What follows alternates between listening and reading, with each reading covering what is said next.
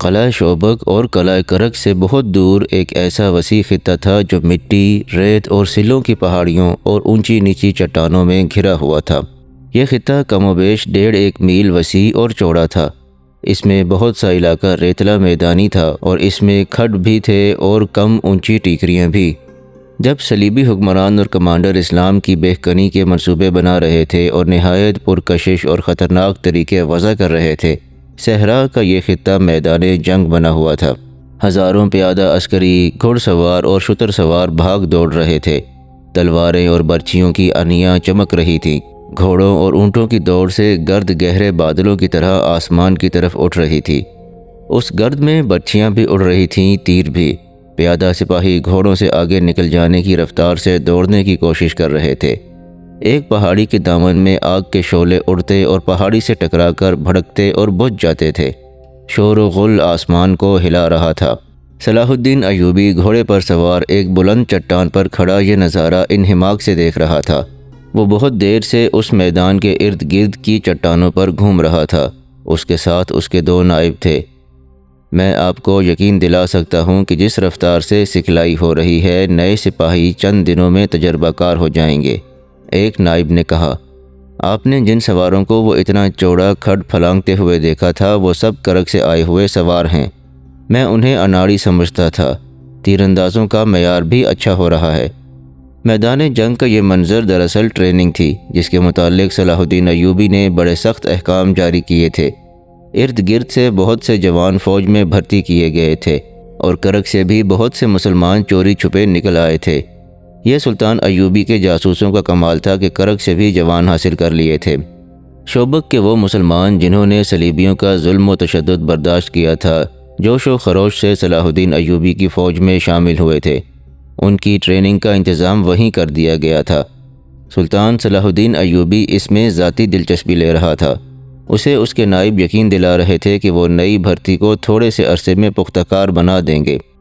سپاہی صرف ہتھیاروں کے استعمال اور جسمانی پھرتی سے تجربہ کار نہیں بن سکتا، سلطان ایوبی نے کہا۔ عقل اور جذبے کا استعمال ضروری ہے۔ مجھے ایسی فوج کی ضرورت نہیں جو اندھا دھند دشمن پر چڑھ دوڑے اور صرف ہلاک کرے۔ مجھے ایسی فوج چاہیے جسے معلوم ہو کہ اس کا دشمن کون ہے اور اس کے عزائم کیا ہیں۔ میری فوج کو علم ہونا چاہیے کہ یہ خدا کی فوج ہے اور خدا کی راہ میں لڑ رہی ہے۔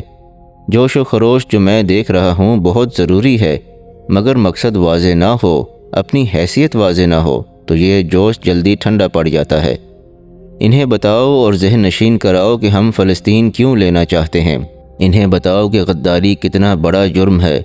انہیں سمجھاؤ کہ تم صرف فلسطین کے لیے نہیں بلکہ اسلام کے تحفظ اور فروغ کے لیے لڑ رہے ہو، اور تم آنے والی نسلوں کے وقار کے لیے لڑ رہے ہو۔ عملی سکھلائی کے بعد انہیں واعظ دو اور ان پر ان کی قومی عظمت واضح کرو۔ ہر شام انہیں واعظ دیے جاتے ہیں، سالار اعظم، ایک نائب نے کہا۔ ہم انہیں صرف درندے اور وحشی نہیں بنا رہے، اور یہ خیال رکھو کہ ان کے دلوں میں قوم کی وہ بیٹیاں نقش کر دو جو کفار کے ہاتھوں اغوا اور بے آبرو ہوئی ہیں اور ہو رہی ہیں۔ سلطان ایوبی نے کہا، انہیں قرآن پاک کے وہ ورق یاد دلاتے رہنا جنہیں صلیبیوں نے پاؤں تلے مسلا تھا، اور انہیں وہ مسجدیں یاد دلاتے رہنا جن میں کفار نے گھوڑے اور مویشی باندھے تھے اور باندھ رہے ہیں۔ بیٹی کی عزت اور مسجد کا احترام مسلمان کی عظمت کے نشان ہوتے ہیں۔ انہیں بتاؤ کہ جس روز تم عصمت اور مسجد کو ذہن سے اتار دو گے، اس روز تم اپنے لیے اس دنیا کو جہنم بنا لو گے، اور آخرت میں جو عذاب ہے اس کا تم تصور بھی نہیں کر سکتے۔ پہاڑیوں پر جو 2-2 4-4 سپاہی گھوم پھر رہے تھے وہ پہرے دار تھے۔ صلیبیوں کے جوابی حملے کا خطرہ موجود تھا۔ دور آگے تک فوج موجود تھی، پھر بھی ٹریننگ کے اس علاقے کے گرد پہرے کی ضرورت تھی۔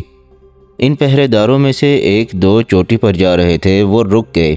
انہیں نیچے ایک ٹیکری پر صلاح الدین ایوبی کھڑا نظر آ رہا تھا۔ ان کی طرف اس کی پیٹھ تھی۔ فاصلہ 200-250 گز تھا۔ ایک پہرے دار نے کہا، کمبخت کی پوری پیٹھ ہمارے سامنے ہے۔ اگر یہاں سے تیر چلاؤں تو اس کے دل کے پار کر سکتا ہوں، کیا خیال ہے؟ پھر بھاگ کر کہاں جاؤ گے؟ اس کے ساتھی نے پوچھا۔ ہاں، دوسرے نے کہا، تم ٹھیک کہتے ہو۔ اگر یہ لوگ ہمیں پکڑ کر جان سے مار ڈالیں تو کوئی بات نہیں۔ وہ زندہ پکڑ کر ایسے شکنجے میں جکڑیں گے کہ ہمیں اپنے ساتھیوں کے نام بتانا پڑیں گے۔ یہ کام اس کے محافظوں کو کرنے دو۔ اس کے ساتھی نے کہا، اگر صلاح الدین ایوبی کو قتل کرنا اتنا آسان ہوتا تو یہ اب تک زندہ نہ ہوتا، یہ کام اب ہو جانا چاہیے۔ دوسرے نے کہا، سنا ہے فاطمی کہتے ہیں کہ تم کچھ کیے بغیر ہم سے منہ مانگی رقم لیتے جا رہے ہو، مجھے امید ہے کہ یہ کام جلدی ہو جائے گا۔ اس کے ساتھی نے کہا، سنا تھا کہ حشیشین بہت دلیر ہیں، قتل کرنے کے لیے جان پر کھیل جاتے ہیں، ابھی تک انہوں نے کچھ کر کے تو نہیں دکھایا۔ میں یہ بھی جانتا ہوں کہ ایوبی کے محافظ دستے میں 3 حشیشین ہیں، یہ تو ان کا کمال ہے کہ محافظ دستے تک پہنچ گئے ہیں اور کسی کو ان کی اصلیت کا علم نہیں ہوا، مگر وہ قتل کب کریں گے؟ کم بخت ڈرتے ہیں۔ وہ باتیں کرتے آگے چلے گئے۔ مورخین لکھتے ہیں کہ مصر سے صلاح الدین ایوبی کی غیر حاضری سے وہاں مخالفین کی زمین دوز سرگرمیاں ابھر آئیں تو صورتحال ایسی پیدا کر دی گئی جسے صرف معجزہ سنبھال سکتا تھا۔ یہ ایک سازش تھی جو فاطمی خلافت کی معزولی اور تخریب کاروں کی گرفتاری کے بعد بظاہر دب گئی تھی، لیکن راکھ میں دبی ہوئی چنگاری کی طرح دہکتی رہی تھی۔ اس کی پشت پناہی کرنے والے صلیبی تھے اور اسے عملی جامہ پہنانے والے وہ مسلمان زعماء تھے جن پر سلطان ایوبی کو بھروسہ تھا۔ صلیبیوں نے یہودی لڑکیاں حاصل کر لی تھیں جو عرب اور مصر کی زبان روانی سے بولتی اور اپنے آپ کو ہر رنگ میں ڈھال سکتی تھیں۔ مصر کی انتظامیہ کے متعدد حکام اقتدار میں حصے کے یا کلی طور پر خود مختاری کے خواہش مند تھے۔ ان میں قومی وقار اور جذبہ ختم ہو چکا تھا، وہ حرموں کے بادشاہ تھے۔ ان لوگوں کو اعلی کار بنانے والوں میں فاطمیوں نے دانشمندی کا ثبوت دیا اور انہوں نے حسن بن صباح کے حشیشین کی خدمات بھی حاصل کر لیں۔ اس وقت کے وقائع نگاروں نے، جن میں اسد الاسدی، ابن الاسیر، ابی الذراء اور ابن الجوزی خاص طور پر قابل ذکر ہیں، وہ لکھتے ہیں کہ صلیبیوں نے سوڈانیوں کو مدد دے کر انہیں مصر پر حملے کے لیے تیار کر لیا تھا۔ مصر میں جو تھوڑی سی فوج تھی وہ بغاوت کے لیے تیار کر دی گئی تھی۔ صلاح الدین ایوبی کے حامی سخت پریشان تھے کہ وہ قبل از وقت نہ پہنچا تو مصر ہاتھ سے نکل جائے گا۔ ان وقائع نگاروں اور 2 اور گمنام کاتبوں کی غیر مطبوعہ تحریروں سے ایک کہانی کی کڑیاں ملتی ہیں۔ ان میں قاہرہ کے محکمہ مالیات کے ایک بڑے ناظم خضر الحیات کا ذکر ملتا ہے، وہ خزانے کا بھی ذمہ دار تھا۔ دوسرے علاقوں کے جزیے اور تاوان وغیرہ کی رقمیں، زکوٰۃ، سزا کے طور پر وصول ہونے والے جرمانے، عطیات اور نظامت مصر کا تمام تر حساب کتاب اور پیسہ مالیات کے محکمے میں آتا اور خرچ ہوتا تھا۔ یہ بڑا ہی اہم اور نازک محکمہ تھا، اس کے ناظم کا قابل اعتماد ہونا بہت ضروری تھا۔ یہ سلطان صلاح الدین ایوبی کی خوش نصیبی تھی کہ ناظم خضر الحیات دیندار مسلمان تھا۔ ایک رات وہ باہر سے آیا، گھر میں داخل ہوا تو اندھیرے کو چیرتا ہوا ایک تیر آیا جو خضر الحیات کی پیٹھ میں اترا اور دل تک پہنچا۔ اس کی کربناک آواز سن کر ملازم باہر آیا، پھر گھر کے افراد باہر آئے۔ مشعل کی روشنی میں خضر کو اوندھے منہ پڑے دیکھا۔ اتفاق سے کسی نے دیکھ لیا کہ خضر کے دائیں ہاتھ کی انگلی زمین پر تھی اور مٹی پر اس انگلی سے اس نے کچھ لکھا تھا۔ وہ مر چکا تھا۔ زمین پر اس نے انگلی سے لکھا تھا مصلح، ہے پوری نہیں ہوئی تھی۔ اس حرف کی گولائی کے نصف میں جا کر اس کی جان نکل گئی ہوگی۔ لاش اٹھا لی گئی اور اس لفظ کو محفوظ رکھا گیا۔ ایک آدمی کو کوتوال غیاث بلبیس کو بلانے دوڑا دیا گیا۔ یہی کہا جا سکتا تھا کہ خضر نے مرتے مرتے مٹی پر اپنے قاتل کا نام لکھا ہے۔ غیاث بلبیس کوتوال بھی تھا اور مصر کی تمام تر پولیس کا حاکم اعلیٰ بھی۔ یہ بھی صلاح الدین ایوبی کا قابل اعتماد حاکم تھا۔ علی بن سفیان کی طرح شہری جرائم کا ماہر سراغ رساں تھا۔ بلبیس نے آتے ہی زمین پر لکھے ہوئے لفظ مصلح کو غور سے دیکھا۔ اتنے میں شہر کا نائب ناظم مصلح الدین خضر کے قتل کی خبر سن کر آ گیا۔ بلبیس نے اسے دیکھتے ہی زمین پر پاؤں رگڑ کر مصلح کا لفظ مٹا دیا۔ مصلح الدین چونکہ شہر کا نائب تھا اس لیے کوتوالی کا محکمہ اس کے ماتحت تھا۔ اس نے بلبیس کو حکم کے لہجے میں کہا، قاتل کا سراغ صبح سے پہلے مل جانا چاہیے، میں زیادہ انتظار نہیں کروں گا۔ بلبیس نے اسے یقین دلایا کہ قاتل کو جلدی پکڑ لیا جائے گا۔ وہ وہاں سے چلا گیا۔ رات کو ہی بلبیس نے خضر الحیات کے نائب معاون اور اس کے دفتر میں ان افراد کو بلا لیا جو مقتول کے قریب رہتے تھے اور بتا سکتے تھے کہ قتل کے روز ان کی سرگرمیاں کیا رہیں۔ ان لوگوں سے اسے پتہ چلا کہ آج شہری انتظامیہ کے حکام اعلیٰ کا ایک اجلاس تھا جس میں فوج کا کوئی نمائندہ نہیں تھا۔ خضر کا نائب اس کی مدد کے لیے اجلاس میں شریک تھا۔ اجلاس میں مالیات کے سلسلے میں فوج کے اخراجات زیر بحث آئے تو خضر نے کہا کہ مصر میں بعض اخراجات روکنے پڑیں گے، کیونکہ امیر مصر صلاح الدین ایوبی نے شوبک میں بہت سی فوج بھرتی کی ہے، جس کے لیے کثیر رقم کی ضرورت ہے۔ نائب ناظم مصلح الدین نے اس کی مخالفت کی اور کہا کہ فوج کے اخراجات غیر ضروری ہیں۔ مزید فوج بھرتی کرنے کی بجائے ہمیں توجہ اس فوج کے مسائل کی طرف دینی چاہیے جو پہلے ہی ہمارے لیے ایک مہنگا مسئلہ بنی ہوئی ہے۔ اس نے بتایا کہ مصر میں جو فوج ہے اس میں بے اطمینانی اور بدامنی پائی جاتی ہے۔ شوبک سے جو مال غنیمت ہاتھ آیا ہے اس میں اس فوج کے لیے کوئی حصہ نہیں بھیجا گیا۔ خضر الحیات نے کہا، کیا آپ کو معلوم نہیں کہ امیر مصر نے مال غنیمت تقسیم کرنے کی بدعت ختم کر دی ہے؟ یہ نہایت اچھا فیصلہ ہے۔ مال غنیمت کے لالچ سے لڑنے والی فوج کا کوئی قومی جذبہ اور مذہبی نظریہ نہیں ہوتا۔ اس مسئلے پر بحث ترش کلامی میں بدل گئی۔ مصلح الدین نے یہاں تک کہہ دیا کہ امیر مصر مصری سپاہیوں کے ساتھ اتنا اچھا سلوک نہیں کر رہا جتنا شامی اور ترک سپاہیوں کے ساتھ کرتا ہے۔ اس نے غصے میں کچھ اور ناروا باتیں کہتیں، جن کے جواب میں خضر نے کہا، مصلح، تمہاری زبان سے صلیبی اور فاطمی بول رہے ہیں۔ اس پر اجلاس ہنگامے کی صورت اختیار کر گیا اور برخاست ہو گیا۔ خضر الحیات کے معاون اور نائب نے بتایا کہ اجلاس کے بعد مصلح الدین خضر الحیات کے دفتر میں آیا۔ وہاں پھر ان میں گرما گرمی ہوئی۔ مصلح الدین خضر کو اس پر قائل کرنے کی کوشش کر رہا تھا کہ مصری فوج مطمئن نہیں۔ اس نے پھر وہی باتیں دہرائیں جو اس نے اجلاس میں کہی تھیں۔ خضر الحیات نے کہا، اگر ایسا ہی ہے تو میں یہ مسئلہ تمہاری طرف سے امیر مصر کے آگے رکھ دوں گا، لیکن میں یہ ضرور لکھوں گا کہ تم نے اجلاس میں تمام شرکاء کو یہ باور کرانے کی کوشش کی تھی کہ امیر مصر فوج میں امتیازی سلوک کر رہا ہے، اور میں یہ بھی لکھوں گا کہ تم نے ہمیں یہ یقین دلانے کی بھی کوشش کی کہ صلاح الدین ایوبی نے شوبک کا مال غنیمت شامیوں اور ترکوں میں تقسیم کر دیا ہے، اور میں یہ رائے ضرور دوں گا کہ تم نے جو الزامات عائد کیے ہیں انہیں سچ ثابت کرنے کی بھی کوشش کی ہے، اور فوج میں جو افواہ دشمن پھیلا رہا ہے ان کے متعلق تم نے کہا ہے کہ یہ افواہیں نہیں بلکہ سچ ہے۔ خضر الحیات کے نائب نے بیان دیا کہ مصلح الدین جب خضر کے کمرے سے نکلا تو اس کے منہ سے یہ الفاظ سنے گئے تھے، اگر تم زندہ رہے تو سب کچھ لکھ کر صلاح الدین ایوبی کے آگے رکھ دینا۔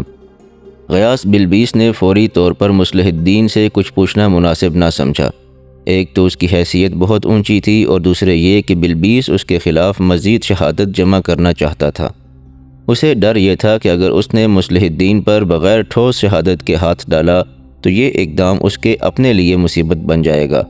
اگر صلاح الدین ایوبی قاہرہ میں موجود ہوتا تو بلبیس اس کی پشپناہی حاصل کر لیتا۔ وہ اتنا سمجھ گیا تھا کہ یہ قتل ذاتی رنجش کا نتیجہ نہیں۔ خضر الحیات ذاتی رنجش رکھنے والا حاکم نہیں تھا۔ رات کو اس نے چند ایک لوگوں کے دروازے کھٹکھٹائے اور تفتیش میں لگا رہا۔ اپنے خفیہ آدمیوں کو بھی سرگرم کر دیا، لیکن اسے کوئی کامیابی نہ ہوئی۔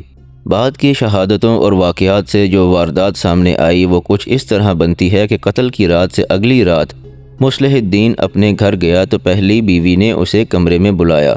اس نے 20 اشرفیاں مصلح الدین کے آگے کرتے ہوئے کہا، خضر الحیات کا قاتل یہ 20 اشرفیاں واپس کر گیا ہے اور کہہ گیا ہے کہ تم نے 50 اشرفیاں اور سونے کے 2 ٹکڑے کہے تھے۔ میں نے تمہارا کام کر دیا تو تم نے صرف 20 اشرفیاں بھیجی ہیں۔ یہ میں تمہاری بیوی کو واپس دے چلا ہوں۔ تم نے مجھے دھوکہ دیا ہے۔ اب 100 اشرفیاں اور سونے کے 2 ٹکڑے لوں گا۔ اگر 2 دن تک مال نہ پہنچا تو ویسا ہی تیر جو خضر کے دل میں اترا ہے تمہارے دل میں بھی اتر جائے گا۔ مصلح الدین کا رنگ اڑ گیا۔ وہ سنبھل کر بولا، تم کیا کہہ رہی ہو؟ وہ کون تھا؟ میں نے کسی کو خضر الحیات کے قتل کے لیے یہ رقم نہیں دی تھی۔ تم خضر کے قاتل ہو، بیوی نے کہا۔ مجھے معلوم نہیں کہ قتل کی وجہ کیا ہے، لیکن اتنا ضرور معلوم ہے کہ تم نے اسے قتل کرایا ہے۔ یہ مصلح الدین کی پہلی بیوی تھی۔ اس کی عمر زیادہ نہیں تھی، وہ بمشکل 30 سال کی ہوگی۔ خاصی خوبصورت عورت تھی۔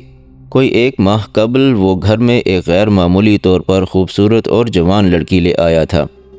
ایک خاوند کے لیے بیویوں کی تعداد پر کوئی پابندی نہیں تھی۔ اس زمانے میں زیادہ بیویاں رکھنے کا رواج تھا۔ کوئی بیوی دوسری بیویوں سے حسد نہیں کرتی تھی، مگر مصلح الدین نے پہلی بیوی کو بالکل نظر انداز کر دیا تھا۔ جب سے نئی بیوی آئی تھی اس نے پہلی بیوی کے کمرے میں جانا ہی چھوڑ دیا تھا۔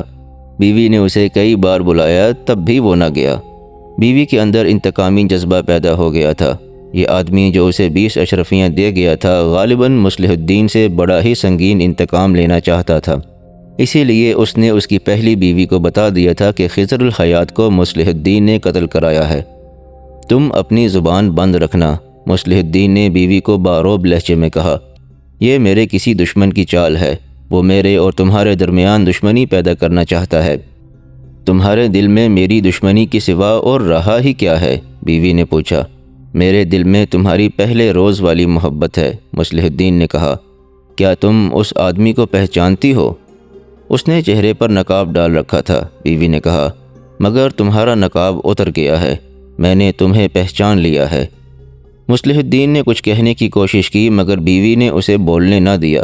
اس نے کہا، مجھے شک ہے کہ تم نے بیت المال کی رقم ہضم کی ہے جس کا علم خضر الحیات کو ہو گیا تھا۔ تم نے کرائے کے قاتل سے اسے راستے سے ہٹا دیا ہے۔ مجھ پر جھوٹے الزام عائد نہ کرو، مصلح الدین نے کہا، مجھے رقم ہضم کرنے کی کیا ضرورت ہے؟ تمہیں نہیں، اس فرنگن کو رقم کی ضرورت ہے جسے تم نے نکاح کے بغیر رکھا ہوا ہے، بیوی نے جل کر کہا۔ تمہیں شراب کے لیے رقم کی ضرورت ہے۔ اگر یہ الزام جھوٹا ہے تو بتاؤ کہ یہ 4 گھوڑوں کی بگی کہاں سے آئی ہے؟ گھر میں آئے دن ناچنے والیاں جو آتی ہیں وہ کیا مفت آتی ہیں؟ شراب کی جو دعوتیں دی جاتی ہیں ان کے لیے رقم کہاں سے آتی ہے؟ خدا کے لیے چپ ہو جاؤ، مصلح الدین نے غصے اور پیار کے ملے جلے لہجے میں کہا۔ مجھے معلوم کر لینے دو کہ وہ آدمی کون تھا جو یہ خطرناک چال چل گیا ہے۔ اصل حقیقت تمہارے سامنے آ جائے گی۔ میں اب چپ نہیں رہ سکوں گی، بیوی نے کہا۔ تم نے میرا سینہ انتقام سے بھر دیا ہے۔ میں سارے مصر کو بتاؤں گی کہ میرا خاوند قاتل ہے، ایک مومن کا قاتل ہے۔ تم میری محبت کے قاتل ہو، اس قتل کا انتقام لوں گی۔ مصلح الدین منت سماجت کر کے اسے چپ کرانے لگا اور اسے قائل کر لیا کہ وہ صرف 2 روز چپ رہے تاکہ وہ اس آدمی کو تلاش کر کے ثابت کر سکے کہ وہ قاتل نہیں ہے۔ اس نے بیوی کو یہ بھی بتایا کہ غیاث بلبیس نے چند ایک مشتبہ افراد پکڑ لیے ہیں اور قاتل بہت جلدی پکڑا جائے گا۔ رات گزر گئی، اگلا دن بھی گزر گیا۔ مصلح الدین گھر سے غائب رہا، اس کی دوسری بیوی یادداشتہ بھی کہیں نظر نہ آئی۔ شام کے بعد مصلح الدین گھر آیا اور پہلی بیوی کے کمرے میں چلا گیا، اس کے ساتھ پیار اور محبت کی باتیں کرتا رہا۔ بیوی اس کے فریب میں نہیں آنا چاہتی تھی مگر پیار کے دھوکے میں آ گئی۔ مصلح الدین نے اسے کہا کہ وہ اس آدمی کو ڈھونڈ رہا ہے جو 20 اشرفیاں دے گیا تھا۔ کچھ دیر بعد بیوی سو گئی۔ مصلح الدین بہت دیر سوئی ہوئی بیوی کے کمرے میں رہا، پھر اٹھ کر کمرے سے نکل گیا۔ آدھی رات کا عمل ہوگا، ایک آدمی اس کے گھر کی باہر والی دیوار کے ساتھ پیٹھ لگا کر کھڑا ہو گیا۔ ایک آدمی اس کے کندھوں پر چڑھ گیا، تیسرا آدمی ان دونوں کو سیڑھی بنا کر اوپر گیا اور دیوار سے لٹک کر اندر کی طرف کود گیا۔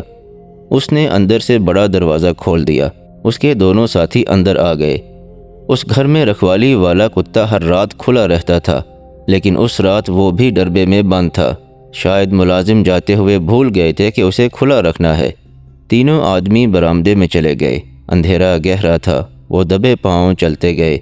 گھپ اندھیرے میں ایک دوسرے کے پیچھے چلتے ایک نے اس کمرے کے دروازے پر جا ہاتھ رکھا جس میں مصلح الدین کی پہلی بیوی، جسے وہ فاطمہ کے نام سے بلایا کرتا تھا، سوئی ہوئی تھی۔ کواڑ کھل گیا، کمرہ تاریک تھا۔ تینوں آدمی اندر گئے اور اندھیرے میں ٹٹولتے ہوئے فاطمہ کے پلنگ تک پہنچ گئے۔ ایک آدمی کا ہاتھ فاطمہ کے منہ پر لگا تو اس کی آنکھ کھل گئی۔ وہ سمجھی کہ مصلح الدین کا ہاتھ ہے۔ اس نے ہاتھ پکڑ لیا اور پوچھا، کہاں جا رہے ہیں آپ؟ اس کے جواب میں ایک آدمی نے اس کے منہ پر کپڑا رکھ کر اس کا کچھ حصہ اس کے منہ میں ٹھونس دیا۔ فوراً بعد تینوں نے اسے بازوؤں میں جکڑ لیا۔ ایک نے منہ پر ایک اور کپڑا کس کر باندھ دیا۔ ایک نے ایک بوری کی طرح کا تھیلا کھولا۔ دوسرے 2 آدمیوں نے فاطمہ کو دہرا کر رسیوں سے اس کے ہاتھ اور پاؤں باندھے اور اسے تھیلے میں ڈال کر تھیلے کا منہ بند کر دیا۔ انہوں نے تھیلا اٹھایا اور باہر نکل گئے، بڑے دروازے سے بھی نکل گئے۔ گھر میں کوئی مرد ملازم نہیں تھا، خادمائیں بھی اس رات چھٹی پر تھیں۔ تھوڑی دور ایک درخت کے ساتھ 3 گھوڑے بندھے ہوئے تھے۔ تینوں آدمی گھوڑوں پر سوار ہوئے۔ ایک نے تھیلا اپنے آگے رکھ لیا۔ تینوں گھوڑے قاہرہ سے نکل گئے اور سکندریہ کا رخ کر لیا۔ صبح ملازم آ گئے۔ مصلح الدین نے فاطمہ کے متعلق پوچھا تو 2 خادماؤں نے اسے تلاش کر کے بتایا کہ وہ گھر میں نہیں ہے۔ بہت دیر تک جب اس کا کوئی سراغ نہ ملا تو مصلح الدین ایک خادمہ کو الگ لے گیا۔ بہت دیر تک اس کے ساتھ باتیں کرتا رہا، پھر اسے ساتھ لیے غیاث بلبیس کے پاس چلا گیا۔ اسے کہا کہ اس کی بیوی لاپتہ ہو گئی ہے۔ اس نے اس شک کا اظہار کیا کہ خضر الحیات کو فاطمہ نے قتل کرایا ہے، اور خضر نے مرتے مرتے انگلی سے مصلح جو لکھا تھا وہ دراصل مصلح کی بیوی لکھنا چاہتا تھا، لیکن موت نے تحریر پوری نہ ہونے دی۔ اس کے ثبوت میں اس نے اپنی خادمہ سے کہا کہ وہ بلبیس کو اس آدمی کے متعلق بتائے۔ خادمہ نے بیان دیا کہ پرسوں شام ایک اجنبی آیا تھا جس کے چہرے پر نقاب تھا۔ اس وقت مصلح الدین گھر پر نہیں تھا۔ اس آدمی نے دروازے پر دستک دی تو یہ خادمہ باہر گئی۔ اجنبی نے کہا کہ وہ فاطمہ سے ملنا چاہتا ہے۔ خادمہ نے کہا کہ گھر میں کوئی مرد نہیں، اس لیے وہ فاطمہ سے نہیں مل سکتا۔ اس نے کہا کہ فاطمہ سے کہہ دو کہ وہ اشرفیاں واپس کرنے آیا ہے، کہتا ہے کہ میں پوری رقم لوں گا۔ خادمہ نے فاطمہ کو بتایا تو اس نے اس آدمی کو اندر بلا لیا۔ خادمہ نے بیان میں کہا کہ فاطمہ نے اسے برآمدے میں کھڑا رہنے کو کہا اور یہ ہدایت دی کہ کوئی آ جائے تو میں اسے خبردار کر دوں۔ خادمہ کمرے کے دروازے کے ساتھ کھڑی رہی۔ اندر کی باتیں جو اسے سنائی دیں ان میں اس آدمی کا غصہ اور فاطمہ کی منت سماجت تھی۔ ان باتوں سے صاف پتہ چلتا تھا کہ فاطمہ نے اس آدمی سے کہا تھا کہ علی بن سفیان کے نائب حسن بن عبداللہ کو قتل کرنا ہے، جس کے عوض وہ اسے 50 اشرفیاں اور 2 ٹکڑے سونا دے گی۔ خادمہ کو یہ معلوم نہیں ہو سکا کہ فاطمہ نے اس آدمی کو 20 اشرفیاں کس وقت اور کہاں بھیجی تھیں اور کون لے گیا تھا۔ وہ پوری 50 اشرفیاں مانگ رہا تھا۔ فاطمہ اسے کہہ رہی تھی کہ اس نے غلط آدمی کو قتل کیا ہے۔ یہ نقاب پوش اجنبی سے کہہ رہا تھا کہ تم نے یقین کے ساتھ بتایا تھا کہ حسن بن عبداللہ فلاں وقت خضر الحیات کے گھر جائے گا۔ وہ گھات میں بیٹھ گیا۔ اس نے ایک آدمی کو خضر کے گھر کے دروازے کے قریب جاتے دیکھا۔ اس کا قد بت حسن بن عبداللہ کی طرح تھا۔ قتل کرتے وقت اتنی مہلت نہیں ملی کہ شکار کو اچھی طرح دیکھ کر یقین کر لیا جائے۔ تم نے جو وقت بتایا تھا یہ وہی وقت تھا۔ میں نے تیر چلا دیا اور وہاں سے بھاگنے کی۔ وہ فاطمہ سے 50 اشرفیاں مانگ رہا تھا۔ فاطمہ نے پہلے تو منت سماجت کی، پھر وہ بھی غصے میں آ گئی اور کہا کہ اصل آدمی کو قتل کرو گے تو ان 20 اشرفیوں کے علاوہ 50 اشرفیاں اور سونے کے 2 ٹکڑے دوں گی۔ اس آدمی نے کہا کہ میں نے کام کر دیا ہے، اس کی پوری اجرت لوں گا۔ فاطمہ نے انکار کر دیا۔ وہ آدمی بڑے غصے میں یہ کہہ کر چلا گیا کہ میں پوری اجرت وصول کراؤں گا۔ فاطمہ نے خادمہ کو سختی سے کہا کہ وہ اس آدمی کے متعلق کسی سے ذکر نہ کرے۔ اس نے خادمہ کو 2 اشرفی انعام دیا۔ آج صبح وہ اس کے کمرے میں گئی تو فاطمہ وہاں نہیں تھی۔ اسے شک ہے کہ اس آدمی نے انتقاماً اسے اغوا کر لیا ہے۔ غیاث بلبیس نے کچھ سوچ کر مصلح الدین کو باہر بھیج دیا اور خادمہ سے پوچھا، یہ بیان تمہیں کس نے پڑھایا ہے، فاطمہ نے یا مصلح الدین نے؟ فاطمہ تو یہاں نہیں ہے، اس نے کہا، یہ میرا اپنا بیان ہے۔ مجھے سچ بتا دو، بلبیس نے کہا۔ فاطمہ کہاں ہے؟ وہ کس کے ساتھ گئی ہے؟ خادمہ گھبرانے لگی، کوئی تسلی بخش جواب نہ دے سکی۔ بلبیس نے کہا، کوتوالی کے تہ خانے میں جانا چاہتی ہو؟ اب تم واپس نہیں جا سکو گی۔ وہ غریب عورت تھی، اسے معلوم تھا کہ کوتوالی کے تہ خانے میں جا کر سچ اور جھوٹ الگ الگ ہو جاتے ہیں، اور اس سے پہلے جسم کے جوڑ بھی الگ الگ ہو جاتے ہیں۔ وہ رو پڑی اور بولی، سچ کہتی ہوں تو آقا سزا دیتا ہے، جھوٹ بولتی ہوں تو آپ سزا دیتے ہیں۔ بلبیس نے اس کی حوصلہ افزائی کی اور اسے تحفظ کا یقین دلایا۔ خادمہ نے کہا، میں نے قتل کے دوسرے روز صرف اتنا دیکھا تھا کہ ایک نقاب پوش آیا تھا۔ آقا مصلح الدین گھر نہیں تھے۔ نقاب پوش نے فاطمہ کو باہر بلایا تھا۔ وہ بڑے دروازے کے باہر اور فاطمہ اندر تھی۔ وہ اس کے سامنے نہیں ہوئی۔ ملازموں نے اسے دیکھا تھا، لیکن کسی نے بھی قریب جا کر نہیں سنا کہ ان کے درمیان کیا باتیں ہوئیں۔ نقاب پوش چلا گیا تو فاطمہ اندر آئی۔ اس نے چھوٹی سی ایک تھیلی اٹھا رکھی تھی۔ فاطمہ کا سر جھکا ہوا تھا۔ وہ کمرے میں چلی گئی تھی۔ دوسری شام مصلح الدین نے 4 ملازموں اور سائز کو رات بھر کی چھٹی دے دی تھی۔ 4 ملازموں میں 2 مرد اور 2 عورتیں ہیں۔ اس سے پہلے ملازموں کو کبھی رات بھر کے لیے چھٹی دی گئی ہے کیا؟ بلبیس نے پوچھا۔ کبھی نہیں، اس نے جواب دیا۔ کوئی ایک ملازم کبھی چھٹی لے لیتا ہے، سب کو کبھی چھٹی نہیں دی گئی۔ خادمہ نے سوچ کر کہا، عجیب بات یہ ہے کہ آقا نے کہا تھا کہ آج رات کتے کو بندھا رہنے دینا۔ اس سے پہلے ہر رات کتا کھلا رکھا جاتا تھا۔ بڑا خونخوار کتا ہے، اجنبی کو بو پر چیرنے پھاڑنے کے لیے تیار ہو جاتا ہے۔ مصلح الدین کے تعلقات فاطمہ کے ساتھ کیسے تھے؟ غیاث بلبیس نے پوچھا۔ بہت کھچے ہوئے، خادمہ نے بتایا۔ آقا ایک بڑی خوبصورت اور جوان لڑکی لایا ہے جس نے آقا کو اپنا غلام بنا لیا ہے۔ فاطمہ کے ساتھ آقا کی بول چال بھی بند ہے۔ غیاث بلبیس نے خادمہ کو الگ بٹھا کر مصلح الدین کو اندر بلایا اور باہر نکل گیا۔ واپس آیا تو اس کے ساتھ 2 سپاہی تھے۔ انہوں نے مصلح الدین کو دائیں اور بائیں بازوؤں سے پکڑ لیا اور باہر لے جانے لگے۔ مصلح الدین نے بہت احتجاج کیا۔ بلبیس یہ حکم دے کر باہر نکل گیا کہ اسے قید میں ڈال دو۔ اس نے دوسرا حکم یہ دیا کہ مصلح الدین کے گھر پر پہرا کھڑا کر دو، کسی کو باہر نہ جانے دو۔